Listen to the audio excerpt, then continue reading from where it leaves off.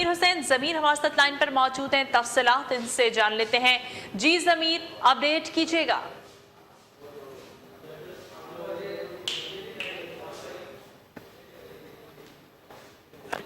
Reference की समाप्त जारी है। मियां मोहम्मद नवाज शरीफ साहब आज इंसाफ अदालत पेश हुए थे।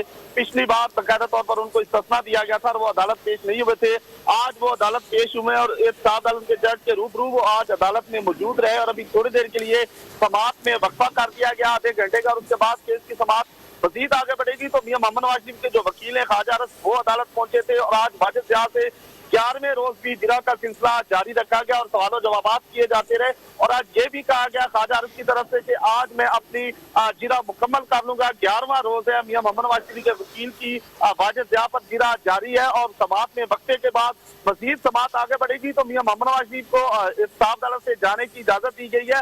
वो इंसाफ अदालत से रवाना हो चुके हैं और आज उन्होंने मीडिया से किसी किस्म की कोई गुफ्तगू नहीं की, ना ही गैर रस्मी सहाफियों से गुफ्तगू की और ना ही उन्होंने रिपोर्टर से बाहर आके कोई बात की। उसके बाद वो इंसाफ अदालत से रवाना हो चुके हैं। केस की समाअत थोड़ी देर बाद मजीद आगे बढ़ेगी। आज वाजिद ज़िया के साथ साथ जो इंसाफ अदालत में ख्वाजा अरस है उन्होंने कहा है कि आज 11वें रोज तक मैं अपनी जिरा मुकम्मल करूंगा और उसके बाद मियां मोहम्मद नवाज शरीफ का 342 का बयान भी रिकॉर्ड होना है और बयान रिकॉर्ड होने के बाद दोनों रिकॉर्ड होने के बाद रेफरेंसेस में फैसला महफूज किया जाएगा और उसके बाद फैसला सुनाया जाएगा। तो अब ये केस आखिरी मराहल की तरफ गामजन है और आज इनकी मजीद समाअत जारी है। जी ठीक है, बहुत शुक्रिया जमीर हुसैन हमें अपडेट करने के लिए।